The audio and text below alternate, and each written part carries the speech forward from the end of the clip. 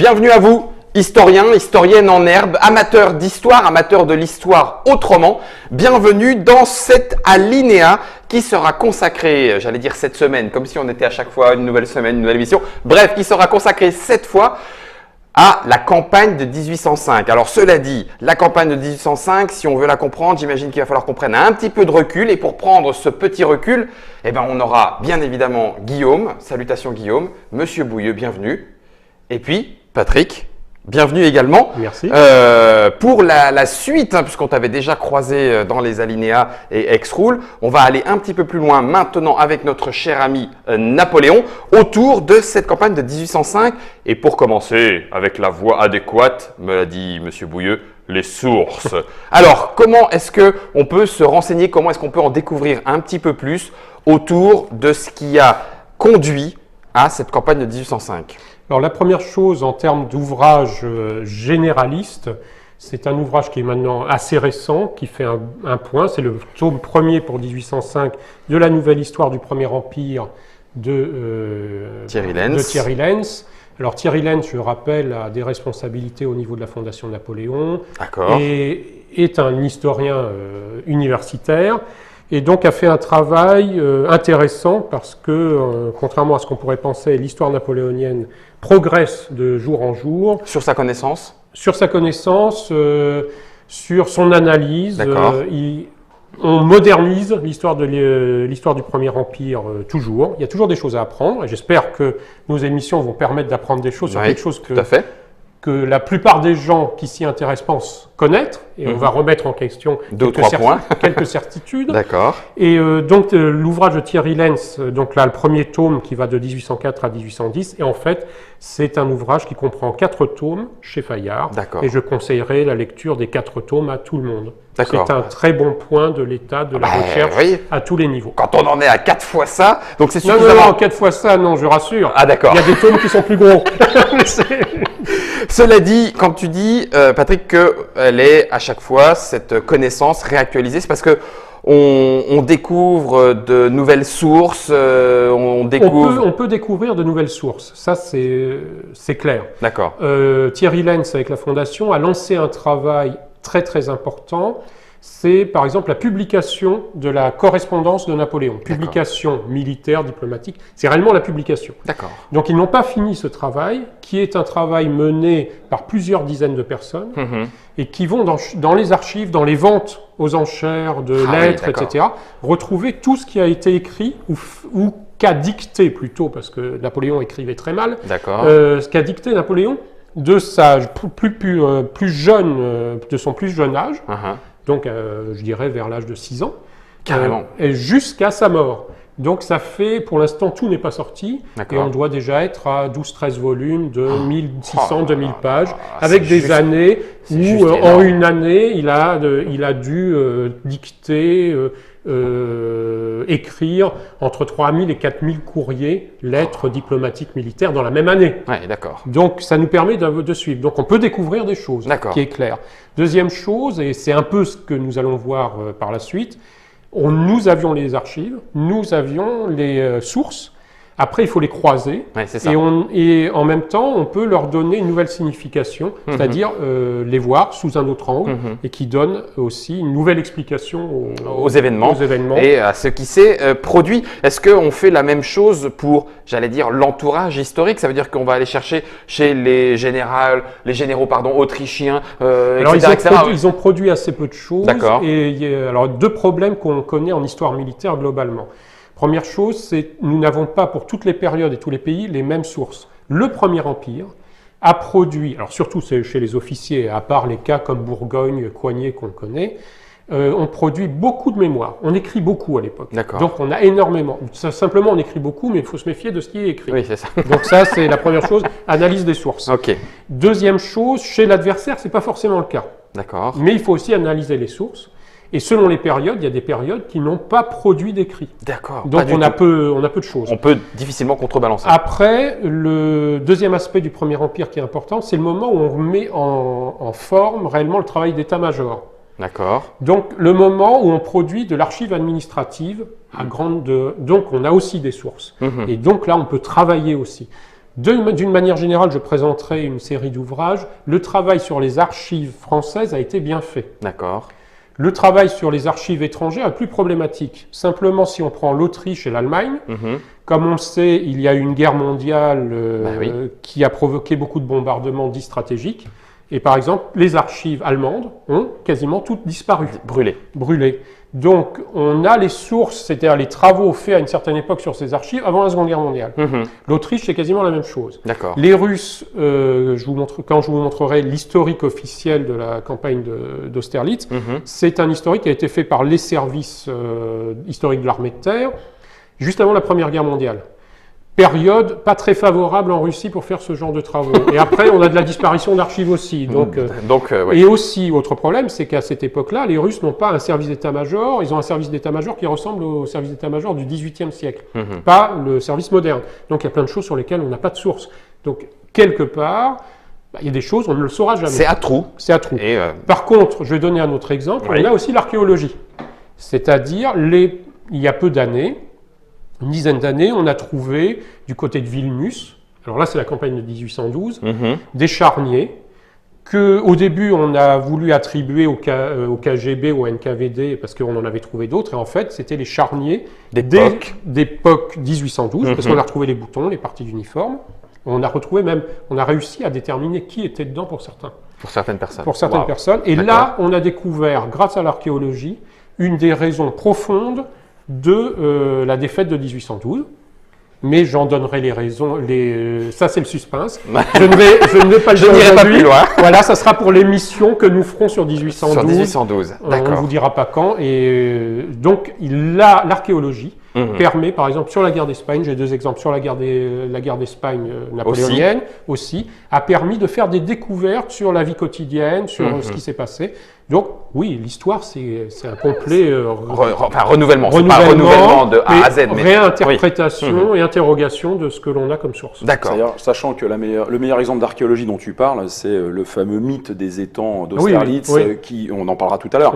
Mais lorsque les étangs ont été asséchés, très vite. Donc dans la semaine qui a suivi la bataille, il s'est trouvé on s'est rendu compte qu'il y avait finalement il y avait pas de soldats qui avaient péri, et ça a été en fait détourné en une forme de légende, et c'est une forme d'archéologie immédiate à la suite de la bataille. D'accord. Donc ce qui est intéressant, mais même sur Austerlitz, en effet, on peut faire des recherches. Alors on avait Lenz, en premier lieu, ça c'est pour introduire le sujet. Alors le deuxième ouvrage, qui est un ouvrage, ça va, une fois encore.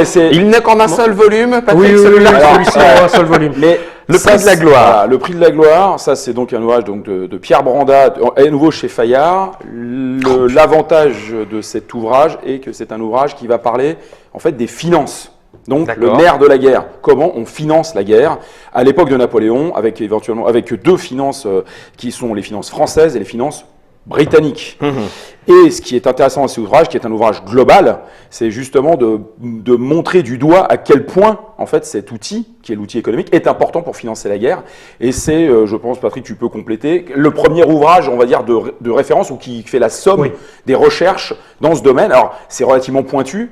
Mais ça permet en fait d'embrasser le sujet sur toute la durée des périodes napoléoniennes.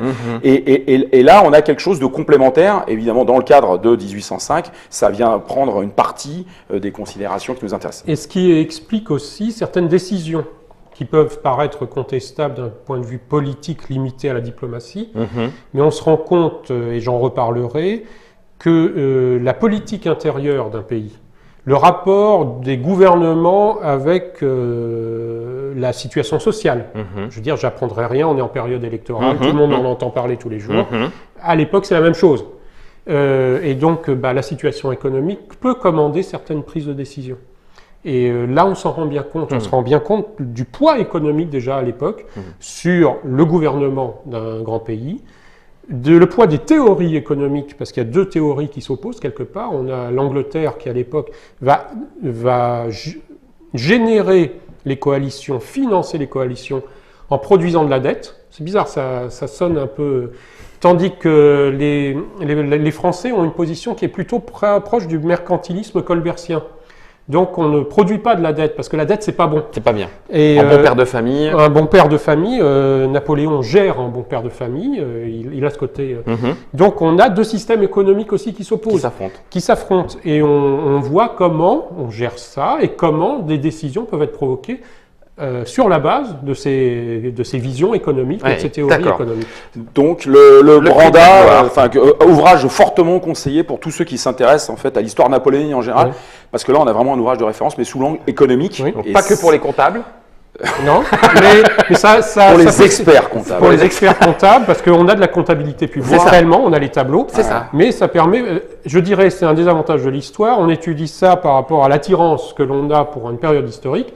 Et qui sait, ça peut permettre de mieux comprendre certaines choses qui se passent maintenant de façon moderne. Sur une base qui est même plus simple. Hein. Les finances à l'époque, c'est recettes, dépenses avec des lignes qui ne sont pas nos budgets actuels. Donc ça permet de comprendre les mécanismes. D'accord. Mais cela dit, ça amène un point a priori important, peut-être trivial, c'est de dire que se contenter d'aborder un conflit, une campagne sous l'aspect purement et uniquement militaire n'est pas suffisant. En tout cas, plus on arrive à prendre du recul et à faire du transdomaine économique, social, politique, diplomatique, la situation dans d'autres pays, plus ça nous amène à comprendre de façon globale tout ce qui était impliqué. J'ai dû déjà le faire pendant l'émission sur Waterloo. Je rappelle toujours Clausewitz, la guerre et la poursuite de la politique par d'autres moyens. Donc la guerre, si on n'en fait qu'un aspect tactique, c'est très bien, ça peut être intéressant du point de vue humain, technique, mais la guerre en tant que phénomène est un phénomène politique.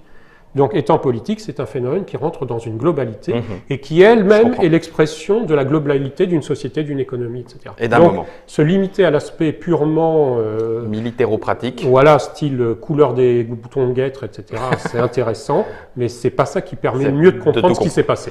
Le prix de la gloire, Pierre Branda, c'est chez Fayard. Alors un petit peu plus loin. On va intercaler les ouvrages avec les jeux. Là, nous sommes sur les sources, mais aussi sur les jeux. Et alors ce jeu-là, c'était Napoleon Against Europe, puisque nous sommes sur un jeu stratégique, un jeu paru chez Hexasim il y a quelques années. Et ce jeu vous permet en fait de revivre les campagnes de Napoléon à partir justement de 1805. Donc ça ne se joue qu'à 2 joueurs. Alors, ça se joue à 2. Voilà. Et je montre un petit peu l'intérieur, tu veux bien? Oui, alors ici on va avoir des pions, les pions sont les corps d'armée, puisque vous avez des cartes événements. C'est un carte driven, non? Carte événement? Carte événement. Tu veux la carte peut-être? Et puis on va déployer une carte, pas celle-ci, l'autre. Tiens. Voilà, hop, pour montrer un petit peu l'échelle, sachant que cette carte, nous allons l'utiliser tout à l'heure dans le cadre de l'explication stratégique. On est sur un jeu qui est global, une bataille, plusieurs batailles? Non, c'est en fait un jeu purement de stratégie. D'accord. Voilà. Et vous voyez en fait des grandes zones ici. Donc Paris doit être là, c'est ça. Et puis tout à l'heure on va traverser la carte pour aller faire un tour par ici, Munich et Vienne, ce sera juste après. Voilà, donc un jeu de stratégie globale qui vous permet en fait de revivre les campagnes de Napoléon. Les campagnes, voilà. Donc il y a trois scénarios, mais ce qui est intéressant en effet, c'est que bien évidemment, même si vous avez des événements à suivre, vous avez le choix dans votre stratégie. Le jeu, c'est vrai que jouer le français, c'est quand même agréable, on peut le dire, surtout au début. Bon, mais c'est ce qui est intéressant, c'est de pouvoir, dans tous les cas, avoir un jeu stratégique. Sur Napoléon, on a quelques-uns. Ça, c'est l'une des dernières publications, donc chez un éditeur français, Hexasim. D'accord, ça marche. Là, on peut aller jusqu'en 1815. Ah, tout à fait. Donc nous, on centre, Patrick, la discussion et la suite d'émissions qu'il va y avoir 1805. Sur 1805. Nous, ça sera 1805. On démarre et c'est tout. Voilà. D'accord, ça roule. Alors, ça c'est le premier. On poursuit avant de rentrer dans l'aspect un peu plus opératif sur la campagne. Moi, je souhaitais que l'on parle d'un aspect qui est méconnu, qui est celui de la campagne navale de 1805. On joue assez peu finalement les campagnes navales. C'est assez compliqué à modéliser. C'est pas ce qu'il y a de plus facile. Le vent, tout ça. Entre autres. La Marie Lavoile, le vent. Trafalgar, les aléas de la stratégie navale de Napoléon. Ce qui est intéressant, c'est justement de prendre en compte l'importance de la politique navale donc durant les années après le traité d'Amiens et puis après en fait la reprise de la guerre avec l'Angleterre et donc sur cette composante navale entre la France et l'Angleterre et notamment ce qui a mené à la défaite de Trafalgar. À travers l'année 1805 et la préparation de cette campagne, ce qui est intrinsèquement lié à la campagne dont on va parler. Donc il faut l'aborder. Et là, on a un ouvrage en fait de référence justement qui présente très bien cette grande stratégie navale, qui est une stratégie très ambitieuse. Qui n'a pas porté ses fruits pour un certain nombre de raisons. D'accord, expliquez là-dedans. Expliquer, et puis on en parlera tout à l'heure, mais ça c'est un ouvrage que je conseille à tous ceux qui veulent en effet se documenter sur cet aspect de la guerre qui est un peu mis de côté, parce que déjà on a perdu, et puis parce que ça n'a pas abouti, on a perdu à Trafalgar j'entends, et parce que ça n'a pas abouti. Voilà. Évidemment il y a beaucoup plus d'ouvrages, comme on le verra, sur la campagne terrestre. Bah oui. Simplement, je rajouterai une chose, c'est faire le lien entre ce livre de Michel Battesti et le livre que nous avons vu de Branda. Oui. Parce que justement, on disait qu'est-ce qu'on a à apprendre. Oui, ça coûte cher de faire des bateaux. Jusqu'à 20, je dirais une dizaine d'années, on a dit, après Trafalgar, la marine n'est plus un sujet en France, n'est plus un sujet pour Napoléon. C'est archi faux. Il suffit de prendre le livre de Branda pour se rendre compte l'effort financier accordé à la marine, le fait dont la politique, au moins de construction navale de Napoléon, a permis de recréer une marine après Trafalgar. Il y a réellement une ambition maritime. Napoléon avait beaucoup compris. Il n'a pas eu le temps, ni les moyens, parce que former des équipages, des officiers au niveau, etc., c'est plus long que de faire un bâtiment. Alors que déjà, un bâtiment, c'est très long à l'époque. Ouais, c'est ça. Et ça demande beaucoup de ressources. Mais donc, on a exemple typique de sujet à réétudier qui a été abandonné pendant quasiment 150 ans en disant, bon, même les livres d'histoire de la marine nationale, de la marine française, le chapitre sur Napoléon, c'est, bon, on avait perdu, on était mauvais, quoi. D'accord. Non, c'est pas aussi simple que ça. Ça a son importance. Et là encore, on était dans un discours qui est remis en question maintenant. D'accord. Sur juste un chiffre, grosso modo, que ce soit Trafalgar ou la marine reconstruite par Napoléon ensuite, on va dire que c'est combien de bâtiments? C'est du 50, c'est 300? De toute façon, l'avantage numérique est absolu du côté britannique. D'accord, ok. Donc, mais il ne faut pas opposer marine française et marine britannique. Trafalgar, je le rappelle, est une victoire britannique. Alors, on pourrait discuter sur l'aspect britannique.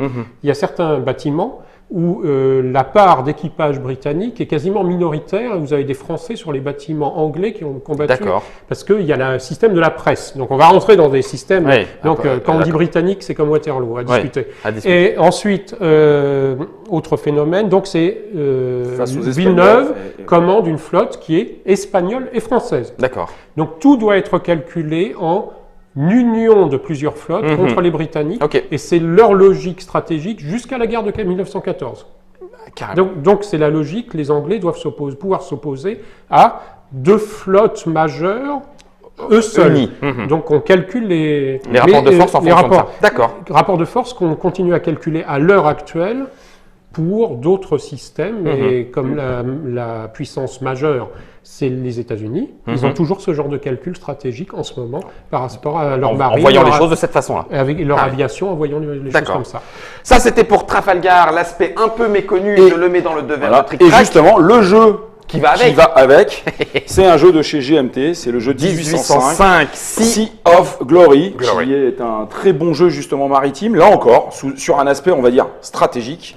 Puisque ce jeu vous propose, comme vous le voyez là sur le dos de la boîte. C'est du GMT, on reconnaît. Oui, mais au dos de la boîte, vous voyez en fait, vous avez une carte du bassin méditerranéen et des Antilles. Ici, ce sont bien les Antilles, donc où de nombreux combats ont opposé les deux flottes pour le contrôle justement de ce qu'on appelait à l'époque les îles à sucre. Et là, ce qui est très intéressant dans ce jeu, c'est que c'est un jeu en fait essentiellement de bluff, où Français et Anglais vont s'affronter en déplaçant des flottes qui vont être représentées par des blocs. qui vont être masqués à l'adversaire et l'objectif va être de remplir des objectifs de victoire qui ont des points et ces objectifs sont tirés au hasard et il va falloir deviner quels sont les objectifs de l'un et l'autre camp pour les contrecarrer avec bien évidemment un avantage au combat pour le Britannique, une difficulté pour les Français pour sortir leur flotte notamment sur les ports de l'Atlantique et de la Manche puisque c'est l'inverse, les ports du Sud pour les Anglais c'est très facile de sortir, pour les Français c'est très compliqué, puis c'est l'inverse en Méditerranée, sortir de Toulon c'est très facile. D'ailleurs, les Anglais ont eu le plus grand mal pour bloquer la flotte française à Toulon, alors que pour nous, c'était très facile de sortir. Et là, on va jouer donc en cours de cette année 1805 pour justement essayer de mettre en œuvre ce grand plan stratégique maritime napoléonien. C'est le seul jeu qui parle à cette échelle de cette partie du conflit. Et ça, c'est vraiment un jeu très intéressant. C'est pas un jeu simple. Faut vraiment rentrer dedans. C'est un jeu qui prend aussi son temps, mais c'est passionnant. À partir du moment où on aime bien jouer au chat et à la souris, à partir du moment où justement il y a aussi cette prise en compte d'objectifs et on essaie de manœuvrer l'autre. Mais comme le disait Patrick, de toute façon, même dans le jeu, on s'en rend compte, quand on vient défier la flotte anglaise en pleine mer, c'est quand même assez compliqué de l'aborder. Alors sauf si on arrive à un moment à avoir un avantage numérique en termes de bateau, mais de toute façon il y a des avantages, c'était la qualité des équipages britanniques, etc. Mais en revanche, ça tient. C'est vraiment un très bon jeu qui est même selon moi assez méconnu et qui devrait être plus pratiqué. Ça marche. Voilà. Je ne dis pas que les Français ne vont pas venir, je dis simplement qu'ils ne viendront pas par la mer. C'est ça. Voilà, donc alors on continue. Alors on continue, maintenant on va se rapprocher de la phase de la campagne en tant que telle. En elle-même, donc la phase des opérations. Et c'est Patrick qui nous montre la collection suivante. Je vais vous présenter déjà cette série, Gloire et Empire, qui est un peu une référence d'histoire, je dirais, traditionnelle de l'Empire en termes de publication. Avec 3 numéros dans la série. La série comporte maintenant, je pense, 40 numéros. Mais c'est en fait la reprise des revues tradition à une époque sur les... Donc c'est très très bien illustré, c'est très joliment illustré. On est sur un aspect historique sur ces séries-là? On est totalement sur un aspect historique. Alors reprenant un peu la doxa d'une histoire que je dirais un peu datée. D'accord. Mais pour commencer, comme on a tous les ordres de bataille détaillés, comme on a des récits de chaque combat, etc., c'est déjà une très très bonne base de travail, sans être 600 pages. Mais là, pour la campagne de 1805, eh bien, nous en avons 3. 3 quand même. C'est-à-dire l'ensemble de la première phase sur 2 volumes et un numéro spécifique sur la bataille d'Austerlitz. D'Austerlitz en elle-même. Donc c'est très très bien fait. Donc il vaut mieux, dans Gloire et Empire, les lire, commencer avec ce genre de choses. Oui, c'est facile d'entrer dans l'histoire, en sachant que il faut prendre un tout petit peu de recul sur ce qui est amené. Tout à fait. Là, nous sommes dans les turiféraires de l'empereur et de l'armée française. Donc il y a un moment ce côté un peu gloire qui est dans le titre. Gloire et Empire. Donc voilà, tout est dans le titre. D'accord. On le sait d'avance. On le sait d'avance. Ok, ça marche. Gloire et Empire, les 3 numéros, je les mets aussi dans le devers de c'est édité par le Livre chez vous, qui est connu en tant qu'éditeur de choses militaires. D'accord. Alors ensuite, nous poursuivons sur les aspects, là encore, opérationnels de cette campagne, à travers en fait, alors 2 ouvrages globaux, il y a un 3e qui doit paraître bientôt. Voilà. Oui, j'en parlerai. Voilà. Donc, qui sont 2 ouvrages de Stéphane Béraud, d'ailleurs ça tombe bien parce que justement Patrick le connaît, qui présentent les différentes campagnes donc de Napoléon, y compris bien évidemment celle de 1805, à travers justement les composantes du mouvement, à travers les composantes en fait aussi de la désinformation, à travers les composantes purement militaires de l'époque napoléonienne, avec un éclairage qui est quand même assez frais, avec des sources qui sont assez modernes. Vous n'aurez pas que des informations sur cette campagne, mais sur toutes, puisque vous avez des exemples, alors beaucoup d'exemples également sur la campagne d'Italie, lorsque c'était avant justement Napoléon. Et c'est vraiment un ouvrage qui... Les chapitres sont assez courts, donc vous pouvez rentrer dans le vif du sujet en une dizaine de pages. Vous n'êtes pas obligé de tout lire d'un coup, ce qui est très intéressant. Vous pouvez vous concentrer sur le sujet qui vous intéresse. Et à l'arrivée, ça vous fait une somme de lecture complète, précise, qui va vous apporter en fait des informations vraiment intéressantes. Ça marche. Alors sur le sujet, Stéphane Béraud a fait un travail que je trouve extraordinaire. Je tiens à tirer, c'est vraiment un coup de chapeau, c'est lui-même qui fait toutes ces cartes. D'accord. Donc, d'où les délais de publication, bien sûr. parce qu'il n'est pas historien professionnel. Il a une autre profession très prenante et un poste à haute responsabilité dans une administration importante de l'État. Et donc, il fait ça réellement par passion. Deux choses. Néanmoins, c'est la qualité de sa présentation, la qualité de compréhension qu'il donne à des choses assez compliquées. Néanmoins, là aussi, rien que le titre, Révolution militaire napoléonienne, fait l'objet de discussions entre nous deux. Je suis contre l'idée de révolution militaire napoléonienne. Donc vous voyez, on peut travailler encore des années et discuter sur le sujet. Et le fait qu'il y a quelqu'un qui a modélisé la guerre napoléonienne d'une façon importante, qui s'appelle le général Camon, juste avant la Première Guerre mondiale et un peu après, et Stéphane Béroux se situe réellement dans la ligne de pensée qui est celle du général Camon, ça parlera à certains, mais donc ce sont des livres passionnants. Est-ce qu'à mon pauvre niveau, on va répondre rapidement pour ne pas perdre trop de temps, est-ce qu'à mon pauvre niveau, le fait que vous ne soyez pas d'accord, est-ce que pour nous, c'est de la discussion de spécialistes et on dit, bon, révolution ou pas révolution, est-ce que vraiment c'est important? C'est plutôt une discussion de spécialistes. D'accord, ça marche. Donc on peut découvrir ça sans non, mais problème. je recommande sans recul. Ça marche. La révolution militaire napoléonienne de Stéphane Béroux était l'ouvrage suivant. On va ensuite arriver sur un nouveau petit jeu, celui qui va un petit peu avec. Alors, le jeu. C'est pas un film, ça, au Soleil d'Austerlitz? Si, bien sûr. Ouais, il me semblait, hein. Alors, le jeu qui va avec, en effet, la campagne qui précède Austerlitz, c'est le jeu Son of Austerlitz dans une série très connue, OSG, Operational Study Group, et c'est la campagne dite de Moravie, c'est indiqué, en effet, sur. Le jeu de Kevin Zucker. Kevin Zucker, voilà, très connu parmi, en effet, les wargamers. Et là, on va d'ailleurs ouvrir pour montrer la carte qui va avec. Avec des hexagones. Alors là, une bonne carte à l'ancienne, mon bon monsieur. Exactement. Donc carte que nous utiliserons également tout à l'heure lorsque nous ferons le zoom. Voilà. Et ici, voilà, sur cette carte. Waouh. Voilà. D'accord. Nous avons en effet, voilà, donc une seule carte. Et cela permet donc Brune qui va être le centre des opérations français. Et nous avons en fait le village d'Austerlitz qui se trouve ici. Vous voyez, presque. Ouais, on y est là. On y est. T'es plein dedans. Et voilà, ça va se passer autour. Donc vous voyez, on n'est pas centré sur le village d'Austerlitz, ni sur cette partie-ci qui va être la partie en fait de la bataille, que l'on verra juste après. Et là, l'objectif, eh bien, c'est un jeu opérationnel. Donc l'objectif, ça va être de manœuvrer, que l'on soit français ou coalisé, pour venir réussir à tourner son adversaire, à le bloquer. Donc on est sur un niveau qui est déjà bien évidemment plus faible, mais c'est aujourd'hui donc voilà, un jeu très intéressant, même si en effet il est quand même bien centré sur cet aspect de la bataille. On dit la campagne de Moravie parce que c'est là où elle se place.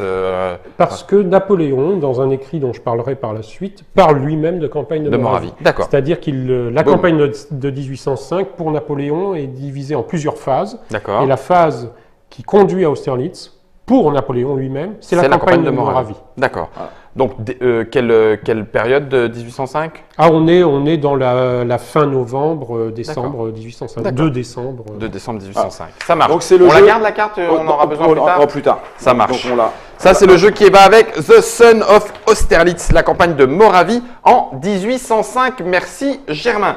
On continue la route. Comme quoi, il y a largement de quoi faire. Oui, là, c'est un petit choix. Un petit choix. Alors, on se rapproche maintenant de la bataille en tant que telle. Voilà. Donc déjà, première chose, c'est la réédition par les éditions Tessèdre. Tessèdre réédite et en même temps un marchand à Paris de livres anciens d'histoire militaire très connus. D'accord. A réédité l'ensemble de ses travaux qui avaient été produits avant la Première Guerre mondiale par le service historique de l'armée de terre. Oui. 4000 pages. 4000 pages, donc rien que sur 1805. Rien que sur 1805. Non, mais voilà, c'est jour par jour, on a les ordres, on a les archives, on a les tableaux d'effectifs. C'est pas de la reconstitution, ce sont les archives de l'époque. C'est-à-dire le travail administratif, quand je parlais dont tu parlais au début de cette émission. Donc, ça doit faire, je dirais, les 75 cm linéaires quand on achète tout. Mais si on veut tout savoir sur 1805 vu du côté français, parce que ce ne sont que les archives françaises, on achète ça. C'est assez coûteux, mais pour les passionnés, on sait quelle est l'évolution de l'effectif d'un régiment particulier ou d'une division d'août 1805 à décembre 1805, le récit des combats d'après les récits officiels, etc. Les échanges de courriers. Donc Napoléon écrit à telle heure à Davout, et Davout, 2 heures plus tard, lui répond. Et donc on a tout qui est remis en ordre, jour par jour. C'est génial. C'est partiel, parce que c'est une histoire officielle, donc, mais on a tout. Je tombe sur le tableau avec les fusils donc neufs de modèle français, réparés ou à réparer, de modèle étranger de service ou à réparer, c'est pour les dragons, pour les pistolets, On peut, et ça peut servir à faire des études sur quel est le type d'armement par type de régiment, où on en était, est-ce qu'on manquait d'équipement, de chaussures, élément primordial, la chaussure. Bah oui, on l'a bien vu après en 1914, enfin 14-18, quand on n'est pas donc bien là, préparé. C'est sur l'ensemble de la campagne. Et on a 75 cm linéaires. Voilà. C'est que le premier. Voilà, ça c'est que les annexes. Ça, c'est même pas le premier, ça c'est les annexes. C'est les annexes. Parce que le premier, j'ai pas voulu l'emmener, c'était trop lourd. Ensuite, lorsque nous avons fêté ou commémoré, ça dépend de quel côté on se situait, le bicentenaire, donc en 2005, cela a provoqué l'édition d'un certain nombre d'ouvrages, dont j'en recommande 2. Jacques Garnier, qui est connu, très connu par tous les très connu par tous les spécialistes et même pas les passionnés de l'histoire napoléonienne, donc qui a écrit un ouvrage sur Austerlitz. Austerlitz, 2 décembre 1805. Donc là, on a un seul jour. Oui, c'est sur la bataille d'Austerlitz. On parle aussi des débuts, des prémices, on explique. Mais là, on a le détail de la bataille par le menu. Donc, c'est très bien fait, comme d'habitude. Jean Garnier, qui vient de sortir chez Perrin une étude stratégique de Napoléon, qui est très bien aussi, qui est beaucoup plus récente. Mais donc, ça, c'est très bien. Et puis là aussi, l'ouvrage qu'on a présenté tout à l'heure lui a servi aussi de base, parce que nous avons certains tableaux où on sent bien l'origine à la fin dans les annexes. D'accord. C'est pareil. Ensuite, nous avons quelque chose qui est toujours intéressant. Oleg Sokolov, alors là que les reconstituteurs ou reconstitueurs, on en discutera un autre jour, connaissent bien, c'est Oleg Sokolov est russe. On a son portrait en 4e de couverture. Donc, que les reconstituteurs connaissent bien parce qu'il chevauche en uniforme de maréchal d'Empire très souvent lors des reconstitutions de Borodino, etc. Et c'est lui qui commande les forces françaises. Et qui a, bien qu'étant russe, a une position pro-française par rapport à la politique russe de l'époque, mais étant russe, a accès aux sources russes aussi. Donc ça nous permet de confronter avec un prisme pro-français, c'est-à-dire que c'est malgré tout, entre guillemets un adorateur de Napoléon Ier. Donc Alexandre Ier, en un mot, en prend plein la tête. Il n'y a pas d'autre chose à dire. Mais néanmoins, c'est toujours intéressant d'avoir une vision produite par quelqu'un qui n'est pas français sur la période. Et là, c'est concentré sur Austerlitz, mais ça traite de l'ensemble de l'opposition des 2 grandes puissances terrestres continentales à l'époque, c'est la France et la Russie. D'accord. Et il prend la totale. Il prend, oui. Parce que là, donc, effectivement, c'est pareil, il y a un paquet de lectures. Voilà. Ça, Oleg Sokolov, Austerlitz, la France, ou plutôt Napoléon, vu par un adorateur russe. On peut le dire comme ça. Napoléon et la France. Napoléon et la France. Et son message. Allez. Et je terminerai, alors, c'est pas très... mais parce que c'est un des derniers ouvrages sur la période édité par le service historique de la Défense. Ah, je comprends pourquoi tu hésitais. Tu y as participé. Tout à fait. Mais c'est très bien, il n'y a pas de raison. Voilà, donc tu as écrit dans cet ouvrage. J'ai écrit dedans. Donc c'est l'ouvrage qui est issu d'un colloque qui a eu lieu à l'école militaire dans la période du bicentenaire, où là où on montre aussi les progrès de la connaissance à travers des chercheurs qui sont attachés au service historique de la défense, des universitaires, etc.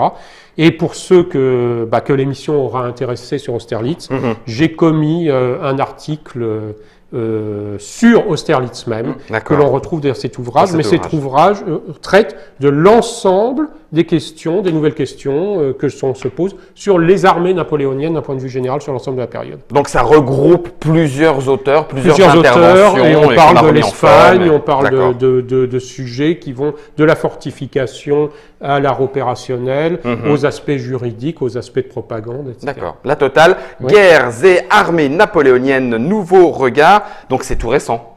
C'est l'un des plus récents. C'est un des plus récents qui a ce prisme de vue générale, à un niveau quand même qui est un niveau académique. D'accord. Là, on est au niveau de l'université. L'université. Mais ça se lit très bien. Ça se... Disons, j'espère. Vous nous le direz, vous nous le direz. Et on termine sur un dernier jeu, histoire de compléter. Sur 2 jeux. Non, il n'y en a qu'un là, il est gros. Non, le deuxième, il est là. Ah d'accord, ok. Donc sur 2 jeux. Le premier, parce que c'est vrai que c'est un petit peu un ovni dans le monde du Wargame. Attention, il pèse lourd, tu vas te ce qu'on appelle un OLNI, un objet ludique non identifié, le triomphe de Napoléon, la bataille d'Austerlitz. Donc là, c'est pareil, une bataille. Napoleon's Triumph, donc chez Simmons Games, donc un éditeur américain. C'est Bowen Simmons qui l'a fait, donc on n'est jamais aussi bien servi que par soi-même. Hein, c'est lui-même qui l'édite, impeccable. Et la particularité en fait de ce jeu, c'est d'avoir tenté de gommer les hasards liés au jet de dés. D'accord. Quand on parle de Wargame, il y a toujours des jets de dés, il y a toujours des tables de combat. Et bien là, en fait, lui, il n'y a pas de table de combat. Il y a un système en fait de jeu qui va se focaliser sur justement le brouillard de guerre avec une carte qui est une carte à zone. Que l'on voit ici, qui est une très belle carte à zone. Et on va poser en fait à l'intérieur de ces zones des bâtonnets en bois que vous voyez ici.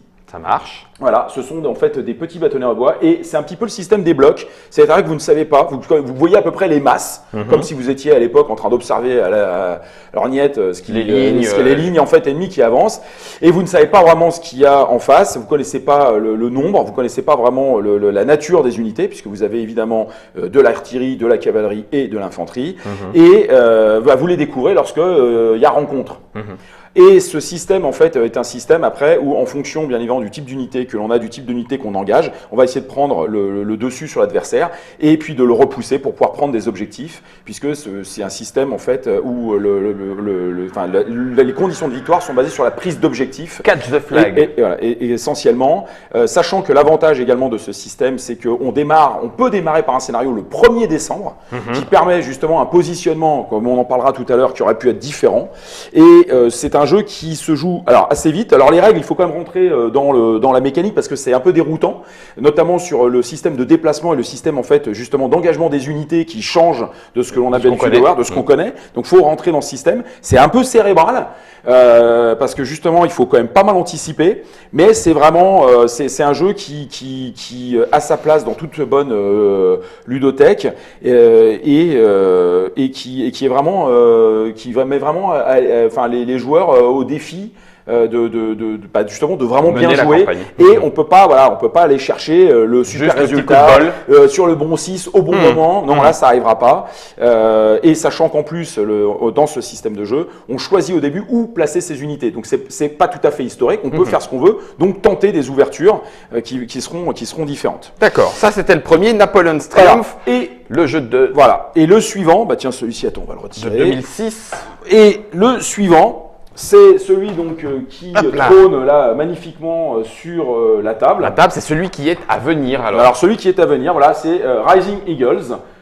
Voilà. On avait déjà un truc quelque chose Eagles. Voilà, tout à fait. C'était le premier jeu. Donc là, c'est un jeu qui sera publié par Exasim à nouveau, avec pour auteur donc Walter Wejdowski. Donc Walter qui nous avait rencontré pour Abelli Ludi sur Fallen Eagles. C'était Waterloo. Donc là, il a décidé de basculer sur Austerlitz 1805. Avec donc la carte que vous voyez qui sera ici, la carte d'ailleurs du jeu, donc c'est pas un surdimensionné. Donc, ici nous avons, tiens si tu peux montrer, les pions que vous reconnaîtrez pour ceux qui possèdent déjà Fallen Eagles, donc on retrouve bien évidemment la même nomenclature.